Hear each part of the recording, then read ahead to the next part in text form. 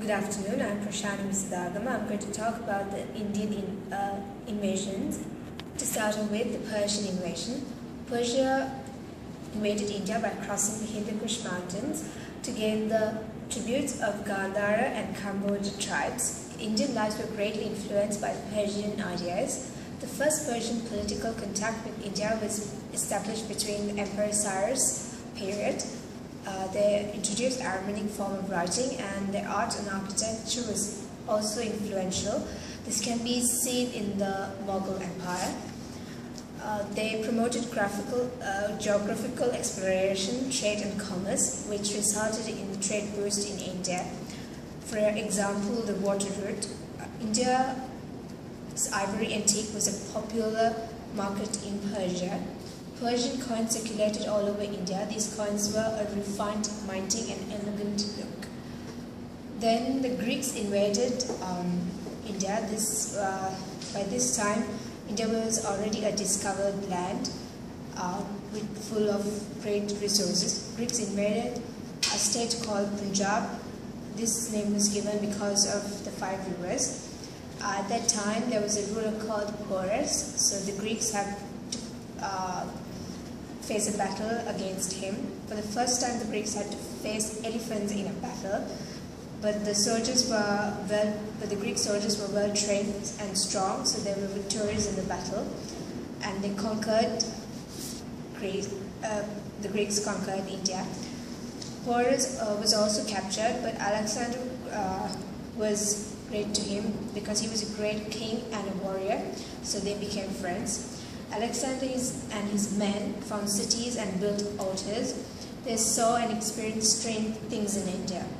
Alexander the Great left India, leaving behind great garrisons and Greek rulers. Next comes the Mughal Empire. It was formed by a young prince called Babur from Timur. He established his base in Kabul and conquered Indian subcontinent. His dynasty was called Timurid dynasty, but it was known as the Mughal dynasty. It is widely known as the Mughal dynasty. He was not able to do much to the empire. He died at the age of 47 in 1530. After his death, there were many disputes among the family for kingship. But in 1540, a 13-year-old boy called Akbar was given kingship. He was able to bring great victory to the empire. King Akbar got control over Rajput through diplomacy and marriage alliances. During his time, there was great improvement in art, architecture, science, literacy, poet, and after his death, his son Jahangir took over the empire. He ruled in peace and prosperity. Then after him, his son Shah Jahan took over the empire. His rule is significant in India because of the construction of Taj Mahal. He constructed Taj Mahal because of his wife's death. After Shah Jahan, his third son took over the kingdom, but he was a big ruler. Because of that, this was the beginning of the end of the Mughal Empire. Then the European invasions, the Portuguese, the Dutch, and the British. They all helped to find new sea routes, and they helped in spice trade in India. They mostly established their settlements in Goa because of the port, and Goa reached the peak of trade. Thank you. Hi, my name is Yu. I would like to share with you about the civilization of India. The Indian civilization is one of the most ancient civilizations of the world. It is known as Sindhu civilization, or the Indus Valley, or the Aryan civilization. Sometimes it is also referred to as the Vedic civilization. The Aryans kindled the light of this civilization on the banks of the river Sindhu in the northern India thousands of years ago. Later, they helped spread it across some other parts of the country. As in Mesopotamia and Egypt, early civilization in India and China emerged in river valleys. The valleys of the Indus River valleys of the river supported a flourishing civilization that extended hundreds of miles from the Himalaya to the coast of the Arabian Sea. Two of the major cities were Harappa and Mohenjo-daro. India became inhabited by humans over a course of 500,000 years, coming from Africa, where the modern humans evolved around 150,000 years prior. Early India inhabitants were nomadic and relied on hunting before the development of agriculture, which allowed settlement and colonization to occur. The history of India and its civilization dates back to at least 6,500 before Christ, which perhaps makes the oldest surviving civilization in the world. India has been a meeting ground between the East and the West throughout its history. Many invaders have come to India, but Indian religions allowed it to adapt to and absorb all of them. All the while, these local dynasties built upon the roots of a culture well established. India has always been simply too big, too complicated, and too culturally subtle to let any one empire dominate it for long. The little village of ancient India got better organized. Earliest historical evidence of advanced civilization are available from about 6,500 before Christ from Managai. About 5,000 years ago, the land was dotted with numerous large villages and towns. Their remains have been found from Simla to Nadias, but the most famous of these cities are Mohenjo-daro and Harappa of the Indus River valleys. Although Mohenjo-daro and Harappa were 350 miles apart, the cities had learned to trade and communicate using an efficient riverboat system. The cities had street layout in Greek fashion. Courtyards surrounded the house of the wealthy. There was also a system of water supply and a separate draining system. The Aryans developed their first writing system, known as Sanskrit. This enabled them to write down the region and religious chains and literature that had previously been passed down from generation to generation. The early writings of the Aryans revealed that India was a shifting area. Today, Sanskrit is still undeciphered. This is all of my presentation. And now I will pass my time to my another group member, Ricky. He will further explain about the Taj Mahal. Thank you. Hi, my name is Ricky Wong and I'm going to present on the history of the Taj Mahal of Agra. But before I start to discuss about the history of the Taj Mahal, I would like to give you a short description about the Taj Mahal. As everyone knows, the Taj Mahal of Agra is one of the 7 wonders of the world and eventually known as the epitome of love. But did you ever wonder that what makes ancient monument like Taj Mahal to be listed as the one of the 7 wonders of the world? Well, basically, the Taj Mahal is known as the 7 wonders of the world because that Taj Mahal is considered as the greatest architectural achievement in the whole range of Indo-Islamic architecture. Recently, the Taj Mahal of Agra had become one of the most favorite tourist attractions in India after the government of India opened the Taj Mahal to the public. Every year, millions of tourists and archaeologists came over from all over the world just to catch a glance of the beauty of the Taj Mahal and also solve the dark mystery of the magnificent epitome of love. Now, I will move on to the main part of my presentation, which is the history of the Taj Mahal of Agra.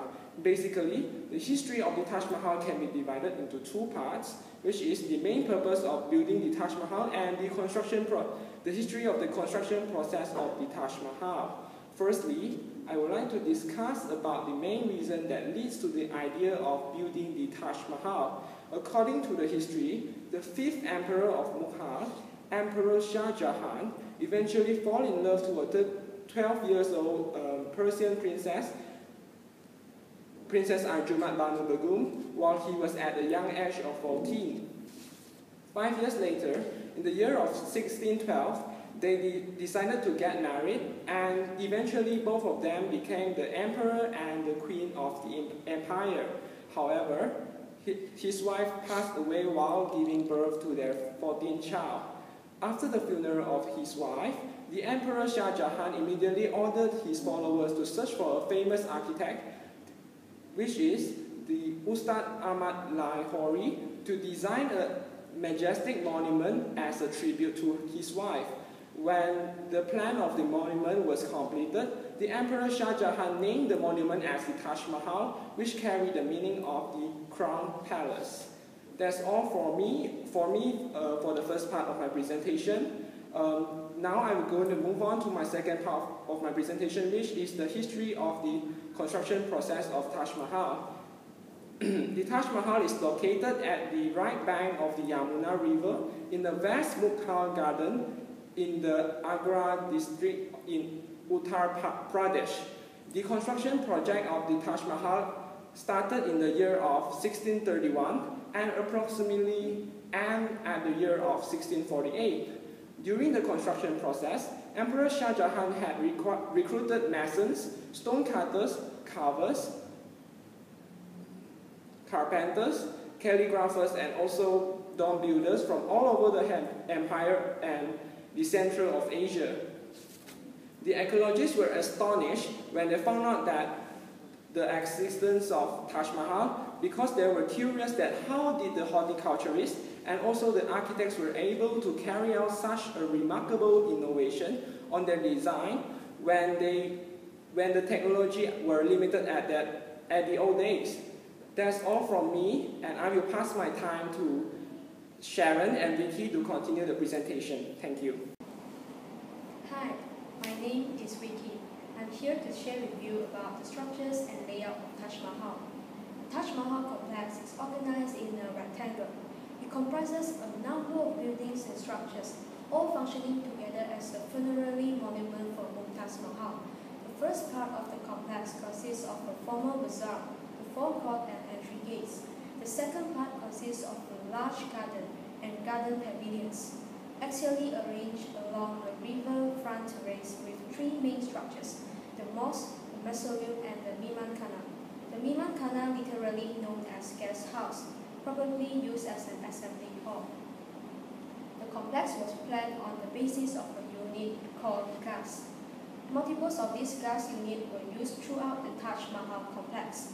Overall, the complex is organized in three linearly arranged modular squares. Each building in the complex is further organized on a smaller grid based on the gas module. This grid functions not only in plan but also in elevation. Now, I would like to talk about the Taj Ganj market. The Taj Ganj market was once served as a vital part of the entire complex. It is irregular in appearance. Caravanserai, a small-scale bazaar, was a shopping district in the 1640s, but due to decline in trade, it lost its prominence by the 1650s. It is now a mix of residences and commercial establishments, including small hotels and restaurants. Next, I would like to talk about the forecourt of the complex. The forecourt, also known as the Jilal Khana, served Mughal ceremonial purposes and acted as transition space between the street and the palace. Mumtaz's death anniversary was also observed here. The Jilal Khana consists of a large courtyard with rooms opening directly onto the courtyard. This room serves as accommodation for a long period of time and later fell into disrepair until the British colonial period. During the occupation, the British restored the bazaar streets and arcades in the forecourt of Taj Mahal. To the northeast and northwest of the forecourt are the Kawas Puras, the two residential enclosures. The Kawas Puras serve as the living quarters for the caretakers of the tomb and the person who performed the funerary services. These enclosures are arranged around rectangular courtyards surrounded by arcaded verandas, two of which form the rear side of the Jilal Khana's room. The Kawas Puras were entered through the wall adjoining the main garden, to the north of the southern galleries. After that, the inner subsidiary tombs, also known as the Saheli Berg, enclosures to the east and west of the forecourt, are the tomb complexes of two other wives of Shah Jahan. Just after passing through the southern gate into the forecourt, it can be reached from steps leading up from the forecourt bazaar streets. The inner tombs enclosures have gardens with a pool of water in the center surrounded by paved walks. In short, the tomb are octagonal and single-story structures. The Great Gate, known as the Darwaza-i-Roza, is a large structure with triadic openings. It leads from the north of the forecourt to the garden, and ultimately to the mausoleum. The inner walls of these gates are more lavishly decorated than the outer faces. The gate is composed of red sandstone with decorated panels and accents in white marble. It is framed in white marble and laid with precious stones. Another important structure of Taj Mahal is the garden. The garden is laid out in a large square divided into 4 equal quadrants by 2 intersecting walkways. Each of these quadrants is further divided into 4 sections by smaller intersecting walkways. At the intersection of primary walkways is a raised platform with a square water tank at its center. 5 fountains are located within the tank, 1 at each of its 4 corners and 1 in its center. There are also 4 marble benches, all placed at right angle to one another on each side of the square tank. Aqueducts supplied water to the garden from the Yamuna River located at the north of the mausoleum. There was also an abundance of plant varieties in the garden. However, at present the garden contains relatively few trees, consisting mainly of fairly maintained grass lawns. At the north end of the garden is the mausoleum of the Taj Mahal, the central element of the Taj Mahal complex. In this system, a square plan is divided into 9 spaces, a central chamber with 4 additional spaces in the center, and of each elevation and 4 rooms at each corner. The central chamber is double height and octagonal in plan. At its center rest the cenotes of Mumtaz Mahal and Shah Jahan. The mosque and Miman Khana are located at the west and east respectively of the mausoleum. The mosque was built first, followed by the Miman Khana. The Miman Khana function was to accommodate visitors and to balance the architectural composition. The mosque has an ablution tank, while the Miman Khana also has a corresponding tank with no actual function. Both buildings were constructed on the cliff that extends into the riverfront terrace. That's all for my presentation. Now, another group member, Sharon, will brief you on ornaments and building material of Taj Mahal. Thank you. Hi, I'm Sharon, and I'm going to talk about the ornamentation of Taj Mahal. First of all, I'm going to start with the obligatory rooms of Taj Mahal.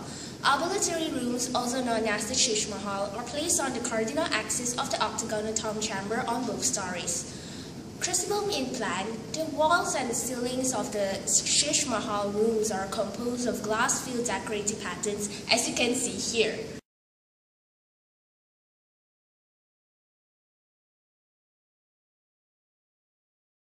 The floor of the tomb chamber is tiled with octagonal marble stones in alternating crucible models, each outlined with inlaid black stone, as you can see here.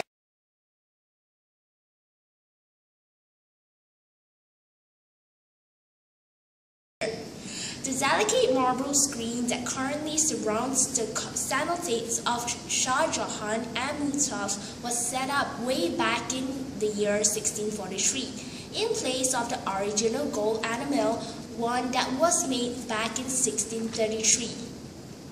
Each side of the marble octagonal screen is divided into 3 panels. Only opens to access to the cenotaph. There's only one available.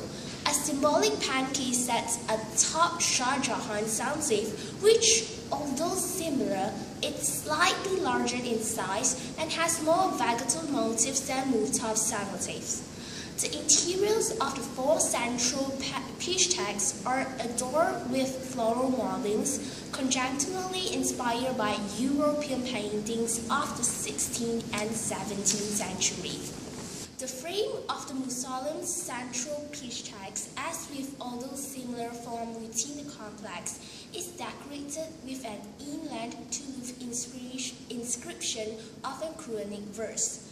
As the peshtags highest point is a linear pattern of floral motifs running between two extended engaged columns capped with guldastas. The spandrels of the peach tags also fill with an inland mirror symmetrical arabesque pattern in three colors, which are red, green, and dark yellow stones. And the pointed arc of the frame is outlined with red foam moldings. The two faces framing each central peach tag contain blind niches on both sides. Four marble-clad minarets flanked the mausoleum, one at each corner of the mausoleum's plinth. Four marble-clad minarets flanked the mausoleum, one at each corner of the plinth. Each minaret at the Taj Mahal mausoleum contains an internal winding staircase made of rough sandstone that accesses its roof. So now I'm going to continue about the materials of Taj Mahal. The materials most frequently used in the Taj Mahal complex are bricks, sandstones, and white marbles. Brick sizes vary between 18 to 19 times 11 to 12.5 times 2 to 3 centimeters, a standard size since Akbar's rule. The bricks were baked in kilns on the outskirts of Agra. The sandstones were brought from Fatehpur, about 40 kilometers away from Agra, and Rupas, 45 kilometers southwest of Agra. The sandstone used in the complex has a color varying from soft red to red with a yellow tint. White marble came from the quarries of Makrana, around 400 kilometers southeast of Agra. The marble used in the complex was a white one with black and red colors. A polished plaster coating, locally known as chuna, was applied mostly as a substitute of marble with a general economic impact. The chuna was composed of burnt slime, round shells, stones, and plant fibers. The buildings in the Taj Mahal complex are built of bricks and faced with sandstone or marble using a technique called Mughal bond. These walls filled with bricks or rubble and marble have a course of sandstone as sandstone's tiebacks. A final piece of sandstone acts as a simple cladding placed on the facet perpendicular to bending plates held in place by mortar, bucking, and ironed. Vaults such as the inner dome of the mausoleum were contracted with concrete rings or bricks plastered with these layers of marble. That's all from me about materials of Taj Mahal. Thank you. Before we end our presentation, we would like to show you a short video about Taj Mahal. Monument for the beloved, the Taj Mahal.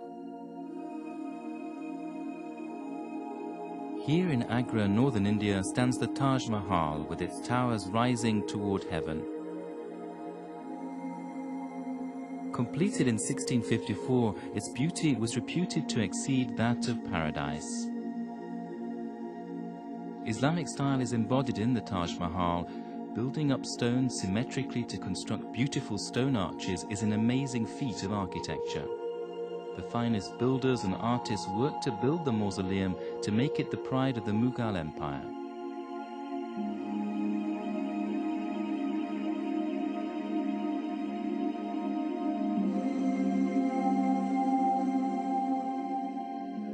The emperor at the height of the empire was Shah Jahan. To whom did he dedicate this mausoleum? A coffin lies at the stretch of the center line of the mausoleum, a stone coffin of his wife. The Empress's coffin was decorated with jasper and jade and is protected by the finely carved open work of marble fencing. The Emperor's deep love and affection for the Empress is expressed in these works. A grand garden stretches before the mausoleum complex with lush greenery and abundant water. For the Muslim people of the desert, they are symbols of heaven. Star patterns adorn the green lawns.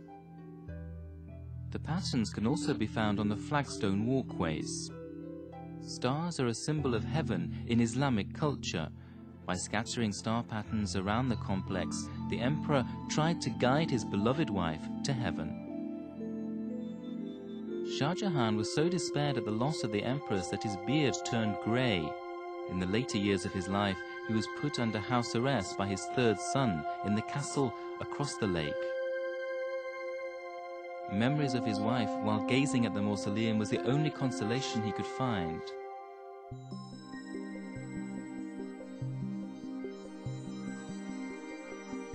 His body was buried next to his wife, Mumtaz Mahal, by the 6th emperor.